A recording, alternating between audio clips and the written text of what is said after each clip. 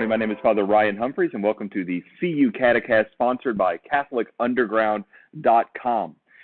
The Bible is popularly considered to be a single book. That's the way most of us think about it. And most of us are using a translation of the Bible that tries to make the Hebrew of Genesis and the post-Assyrian Aramaic of Daniel and the Koine Greek of the Gospels all feel like they share a same voice and a same base language and even a common vocabulary. But in reality, the Bible is 73 books written by a host of authors over the course of at least 1,500 years, but possibly significantly longer. And some authors wrote several books. You know, St. Luke wrote his Gospel and the Acts of the Apostles, whereas some books have multiple authors. There are at least 3 different people who were actually writers of the book of Isaiah, for example. Some books began as preaching, some books began as handwritten laws, others began as poetry or song lyrics or letters. And so when we study the Bible, we have to take into account what the passage says, but we also have to think about what kind of writing that it is. A song lyric is beautiful, but it has to be interpreted differently than a law or a prophetic sermon or a recounting of what the Lord said in a vision to someone. And now, some of the stories in the Bible are historic events. Others are meant to be morality plays. No one believes that Jesus' parable of the Prodigal Son, for example, was referencing a real family where there was actually a father with an actual ring to do this, that, or the other. That's clearly meant to be a parable. But then there are parts of the Bible that are very much meant to be a history. Joshua took over for Moses. You know, these are things that happened historically. And so as a shorthand, when we're studying the Bible, we usually think in terms of categories to talk about how to understand what this book, where does it fall? Is that a wisdom book? Is that a history book? And even though there's a lot of overlap and interspersing, we still kind of use this shorthand just to help us remember what kind of book we're reading and what kind of mindset I need to have while I'm reading it. Because there's just a lot of things going on, and if I get into the bad habit of trying to read the entire Bible as if it's one unified monolith, then I'll end up making mistakes like Martin Luther did and saying that everything I need to know can be found in the Bible. And you go, that's not what the Bible itself has to say. And so when we have this shorthand, we kind of think about it, and today I want to work you through the outline, the roadmap, whatever analogy you like, to kind of get us into a way of understanding how to think about Bible study and how to think about our own spiritual reading of the Scripture. So let's dive in by looking, and we'll point out some things along the way, but let's start with the Old Testament. So the books of the Old Testament were not really locked down, and this is something that still boggles my mind, until 70 BC. And so, I mean, as late as 70 BC, and even, in fact, a little bit later into the 400s AD, there's still not an official list of what constitutes the Old Testament. I mean, there is what we have, there was a list that was put together in Alexandria, Egypt, in about 80 BC called the Septuagint, which is just a Greek word that means 80 or 70 scholars, and there's a whole story there. We're not going to get off on a tangent, but this book put together what we now have as the Old Testament. All of those books, including the ones that Martin Luther threw out, were part of the Septuagint. Some books were added after the fact, like 2nd Maccabees wasn't written until after the Septuagint was compiled together, but it was an editing more than it was anything else. It was choosing which books to include and which ones not to. But it does boggle the mind that rabbis were preaching to Jesus without any kind of official list of books. And so it's entirely possible that the rabbi might have said, here's a reading from the prophet Bob the Great that we have no reference to. We have no idea where Bob is or what his book said. And it's entirely possible, too, that Jesus's little provincial synagogue would have never, ever heard, for example, the prophecy of, say, Amos or the prophecy of Hosea, because those books there wasn't some kind of thing you go to Barnes & Nobles and buy a copy of. There were scrolls. And if your little synagogue had the scroll, then there you go. And if it didn't have the scroll, well, you're just out of luck. And that's just the way it works. And so we're using the list that we now use for the Old Testament that is considered the Catholic list. Our Protestant brothers and sisters, and I'll mention this a little bit later on, would say, oh, the Catholics added 7 books to the Bible, when in fact that's the opposite.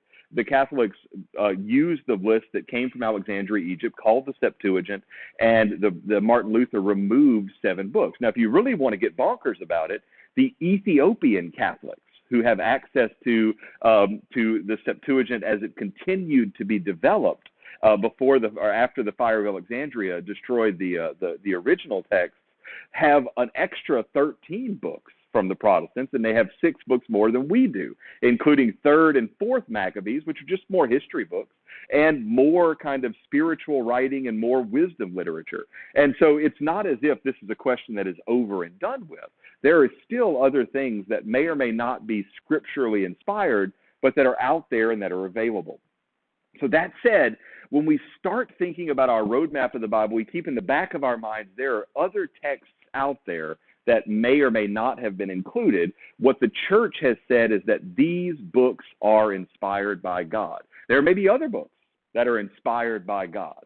I mean, there may be other books that are absolutely wondrous. The letters of St. Ignatius of Antioch come to mind as letters that were almost in the Bible, and so they may very well be protected by the same charism that the letters of St. Paul are. There may be other letters of St. Paul that we don't have that also probably could have been included in the scripture that are not. And so we have to keep in the back of our mind, what we have is a list of books that we are sure about, not the entirety of what may in fact be inspired by God. So that in the back of our minds, let's work through the Bible, and let's look first at the first 5 books of the Bible that we call the Pentateuch, which is just a Hebrew word that means 5 books or 5 scrolls: Genesis, Exodus, Leviticus, Numbers, Deuteronomy. Now, these were the original scripture of Judaism. Moses is the author, at least nominally. He is almost certainly the editor, even if he's not the actual handwriting author. And we should note that the first 4 books constitute the law, and then the book of Deuteronomy is kind of a rehashing of the first 4 books. And in fact, the story of the finding of the book of Deuteronomy is in the Bible itself. So the first 5 books we call the Pentateuch. Sometimes we call it the Torah, which is not exactly correct, but that's just kind of a shorthand that gets used. And so these books constitute what we call the Law of Moses. They are, generally speaking, legal kind of books, although we know that the first half of Genesis is very much a mythology. Now, let's stop before anybody freaks out about the word mythology. When we think mythology in the West, we think Zeus, we think Thor, we think stories that are manifestly unhistorical and that have no historical value, but which explain why the sun goes this way and the moon goes that.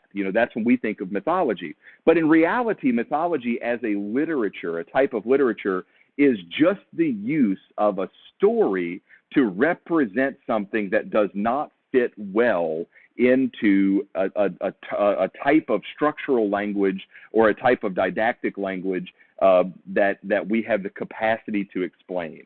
And so we use mythology nowadays in our lives where we tell a story to express what's going on in my heart, or I might tell a story about, say Abraham Lincoln, to express what his character revealed. And so mythology, we're not talking about mythology with a capital M in terms of Greek or the Norse mythology, but the first half of Genesis is a mythology.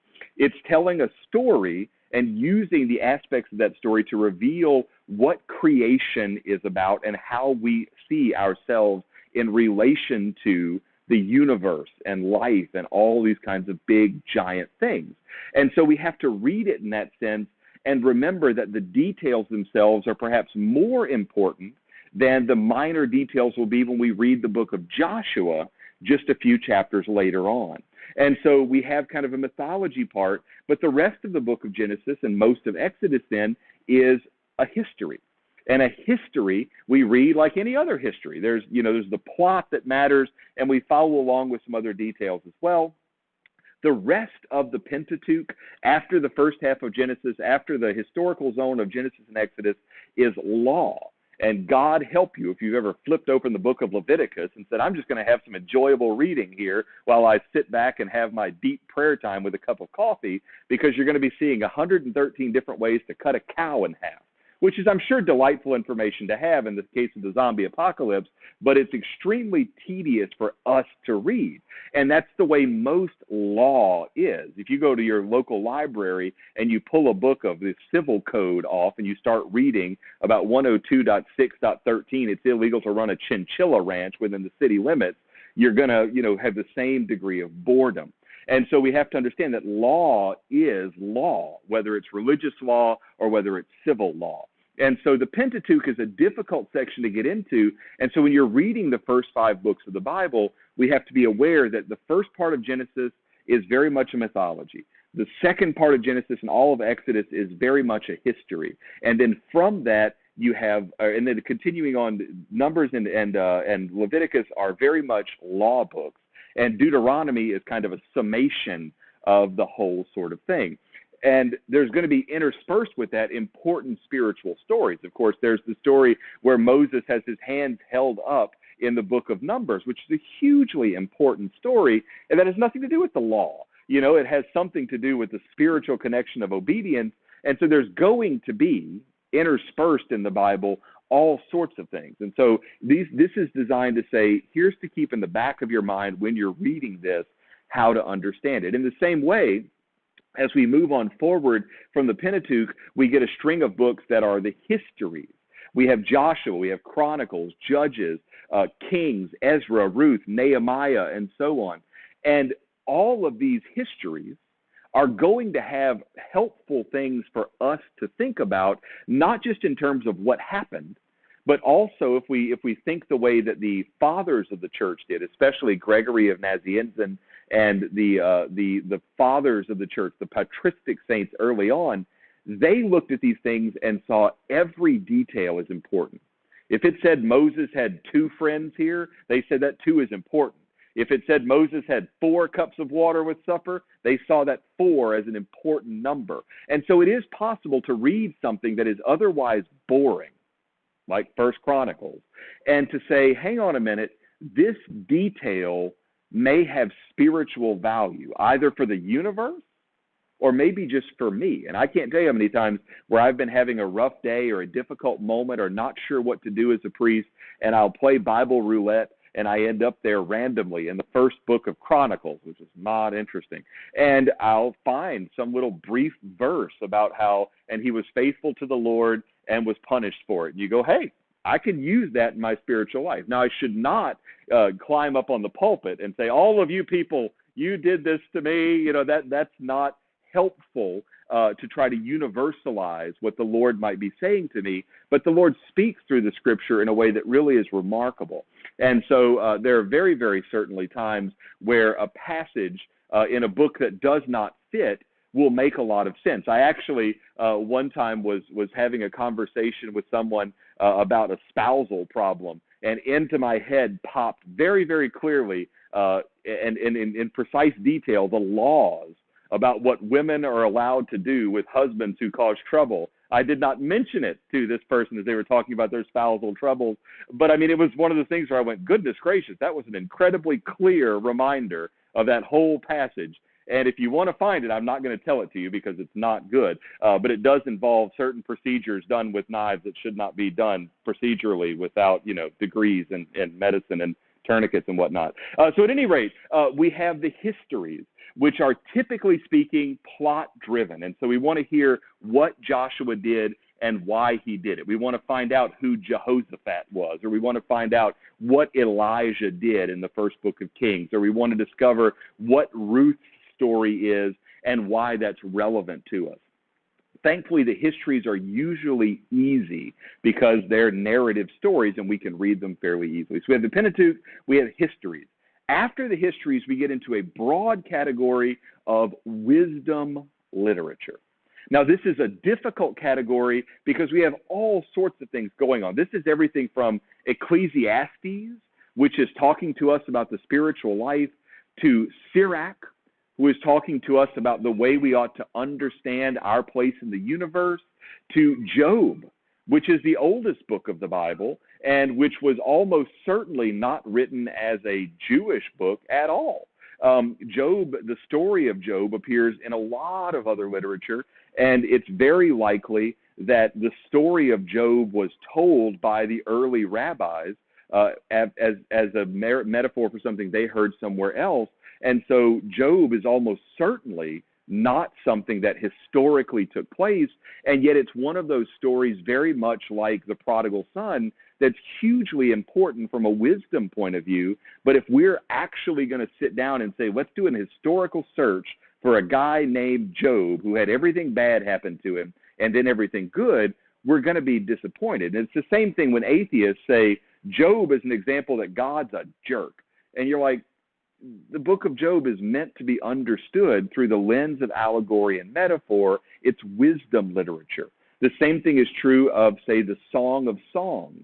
This is a poetic, a song lyric type book that's meant to give us a sense of the intense unity of the spiritual life as well as the value of conjugal marital love. It's not meant to be understood in the same way that the first book of Chronicles talks to us about so-and-so, about Spoon the Conqueror, or whoever happened to be the first one listed in the book of Chronicles. It's meant to be read through the lens of allegory and the spiritual life. We also have within the book, within the wisdom literature, the Proverbs, and arguably the most important book of perhaps the Old Testament, the Psalms. Now, the Psalms really should deserve their own separate category. And when I'm thinking about reading the book of Psalms, I never, ever put in the back of my mind it's wisdom literature, because the Psalms are their own special zone and section. The Psalms were hugely important in the spiritual life of the Jewish people. This was what you heard when you went to temple. This is what you sang when you were having trouble. When someone said something, when you said to Mama, I'm having a terrible day, Mama would recite one of the Psalms to you. If you complained, you might, or if you were going to complain to somebody in a business deal, you might start by reciting the first couple verses of this Psalm, and people would know the entire thing. Jesus on the cross says, oh God, why have you abandoned me?" referencing Psalm 22, and everybody who hearing it would not have said, oh, he's rejecting God. They would have said, oh my goodness, the entire 22nd Psalm, which starts with someone suffering and ends up talking about the Messiah. So through our eyes and our ears, we tend to think of the Psalms like we might think of our hymn book at church. But what we ought to be doing is thinking about those cultures where those hymns speak powerfully. I know I'm in Louisiana now. We have a large African-American population in Louisiana that is Baptist and that has a very intense connection to the spirituals, going back to the slavery days. And so within that culture, if I'm visiting Baptist friends, they might very well say the first 2 or 3 lines of one of the songs that they sing, of one of these spirituals, and that then will cause the entire group, the entire crowd, to immediately go to the meaning of that song, both emotionally as well as intellectually. And so someone might very well say, well, we live by faith. And suddenly, there's this whole shift in the room where everyone has had an almost instantaneous connection with the deep meaning of the way that song moves and lilts, and emotionally takes them from a place of anxiety to a place of peace. And so the Psalms cannot be understated as one of the most important books in the entire Old Testament. Now, that said, the wisdom literature is really important. It's important for theology. It's important for understanding the spiritual tradition of the Jewish faith. It's important for getting a picture of the way that the Jews understood themselves and the world around them. It's absolutely essential for getting a picture of understanding Judaism, broadly speaking. But it's written in an elevated style. It's hard to understand. It's difficult to pick up one passage of the wisdom literature and not have a sense of the entirety of it. It's a bit like if I wanted to read philosophy, let's just say philosophy. And so what do? I pick up 3 paragraphs out of Plato, just out of the blue, randomly, and read those 3 paragraphs. I'm going to be completely dumbfounded. If I pick up the first, say I read just the conclusion of Socrates' Apologia, where he kills himself and drinks hemlock at the end, and I'm saying, okay, here's Socrates. This guy is the model of Western philosophy. So I'm going to pick up his book and just read just a bit. Here's a paragraph where he kills himself. Well, Western philosophy is messed up. It works the same way if I just grab the book of Ecclesiastes and read a paragraph and go, I've got it. Now I understand Jewish philosophy. It's meant to be something that functions as a whole, and so it is difficult. If you're reading through the wisdom literature, and again, this is Ecclesiastes, Sirach, Job, Proverbs, you're going to be challenged because the style itself is more difficult, and it's meant to be understood as a whole. There's a constant refrain within the wisdom literature where it talks about the wisdom is gained from, or this is how you attain wisdom in order to grasp wisdom. And wisdom is almost interchangeably used with holiness in the wisdom literature of Judaism. So it is difficult. And so when you're reading wisdom literature, remember, you cannot read a paragraph. You've got to read a broad spectrum to get what's going on. So we have the Pentateuch, we have the histories, we have the wisdom literature. The last chunk of the Old Testament is the prophets. And these are a big deal. The prophets are very, very important. And they're split into major and minor. And we should remember that there are prophets outside of the official books of prophets. The most obvious one being Elijah and Elisha, but you also have the big prophets like Isaiah and Jeremiah and Ezekiel. Those are the big 3. Daniel is kind of, the baby brother of them. He's important, but not quite as important. And then you have a slew of what are called minor prophets. And so Joel, Amos, and others. And they're more focused. It's not they're less important, but Joel, for example, is very concerned with the end of the world. And so Isaiah just has more to say than just about the end of the world. And so does Ezekiel, and so does Jeremiah, or so does Isaiah or Jeremiah. And so the prophets are a big deal for the Jews because the Jews tended to live in the future. They tended to live very much waiting for the Messiah. And so the prophets were the ones who told them where to look for the Messiah and how they were supposed to take their faith seriously. Remember, for the Jews, all they've got is the law of Moses. And so they are being told not to eat bacon and not to walk more than 1,700 steps or whatever on the Sabbath day, and that's what they've got. And the prophets then infuse life and infuse a sense of genuine supernaturality into what was a fairly bland life. And so Judaism depends upon the prophets in order to inject a sense of life. And so when we're reading the prophets, we have to remember that the prophets themselves are writing sometimes about interpreting current events, sometimes about interpreting future events. The prophets themselves were almost always begun with one person, but the way prophecy worked in the Old Testament is that disciples would just become hangers-on. It's very high school. So anybody who is popular, whose work becomes popular, suddenly people want to hang around. And so like Isaiah, for example, was kind of the single most important prophet of the Old Testament. Isaiah ends up having a whole school of people following him. And so Isaiah's prophecy, especially his interpretation of the world he's in right now, is ultimately going to become associated with a whole group of people. And so we have Isaiah, the first 40 or so chapters, and then we have Deutero and Trito Isaiah, who are people who wrote in the same vein, but were probably not the same individual. And this is not like this is a problem. The Bible is not lying to us. The Bible is just using Jewish shorthand the same way that if your priest on Sunday preaches about the wisdom literature, we go, what is that exactly again? It's just shorthand. And so the prophets are hugely important. And when we read them, we have to keep in our minds the role that they play in Judaism, as well as the importance that they had in Judaism. So let's make one footnote here, and then we'll move to the New Testament, which happens a little bit more quickly. Let's mention what are called the deuterocanonical books. Deuterocanonical.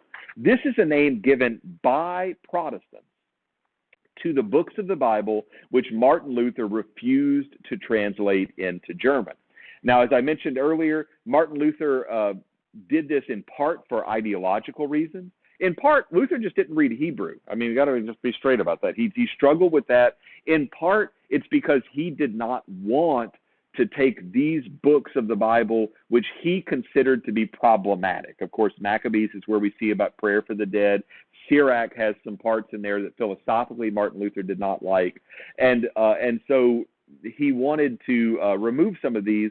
And ultimately, too, there was a thing where some of the Protestant scholars of the day, these kind of his immediate disciples under Luther, were actively rejecting certain aspects of the Greek culture, and they wanted to go back to more primitive, sorts of things. And so there's a long story to be had here. But the deuterocanonical books, if you ever see them discussed that way, are the 7 books that are present in the Catholic Bible that are not present in Protestant Bibles. They were not added. They were simply not removed. I mentioned the Septuagint earlier. And so these books are, this is the history books of Tobit, which tells the story of Raphael, the archangel, assisting Tobias and his family. The book of Judas, 2 books of Maccabees, which were just the history of the Maccabean revolt against the emperor, if I'm not mistaken, Tiberius was the emperor of Rome during the Maccabean revolt that happened in the 60s BC. So it's not like this is earth-shattering stuff, but that's what it was. There's 4 history books. You have a book called The Wisdom of Solomon and a book called The Wisdom of Sirach, both of which are wisdom literature. And then we have a prophet who's technically a major prophet named Baruch. And so you have 7 books that are interesting. They don't provide any kind of game changers. I mean, you do have the idea of praying for the dead, very, very clear in the 2nd book of Maccabees, but there's other passages that reference that, and you have, a handful of other interesting aspects. I find the book of Tobit to be wonderful. It's just a wonderful story about this archangel assisting a family to be happy. It's a lovely book. It's an absolutely lovely book to read. So that takes us through the Old Testament. And so as we get to the end of the Old Testament, we have the Pentateuch, the histories, the wisdom literature, the Psalms, the major prophets, and the minor prophets. Now the Old Testament, or the New Testament, is dramatically simpler. The New Testament has Gospels, including the Acts of the Apostles, epistles, a.k.a. letters, and the Apocalypse of St. John, a.k.a. the book of Revelation. And so we get through this relatively quick. The Gospels and the Acts are generally divided into synoptic and Johannine texts. The synoptic texts are Matthew, Mark, Luke, and Acts of the Apostles. Remember that Luke and Acts are 2 parts of the same book, right? Acts is part 1, or the Gospel is part 1, and the Acts are part 2 of Luke's book.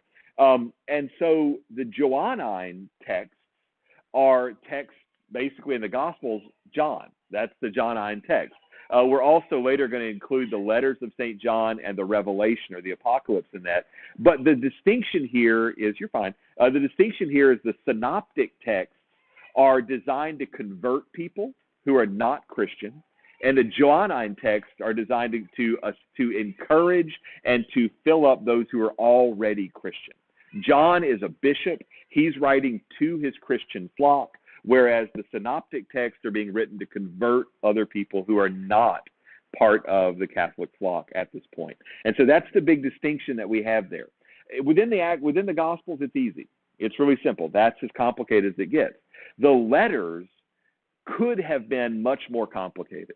The letters are all the stuff that was written from St. Paul, from some people who claim to be St. Paul, from St. Peter, from some other folks.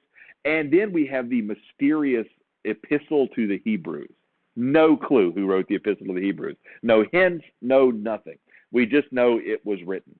Like I said earlier, we almost had several letters from Ignatius of Antioch, and there could have been any number of other things that got chunked in along the way, but we really have just, these letters.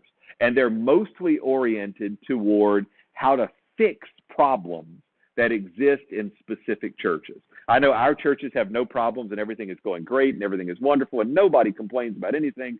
But within the old these original churches, you had places like Corinth, which were the New York City of the ancient world, and there were drama, there was problems, there was confusion. On top of that, you had the apostles still trying to figure out basic questions of theology.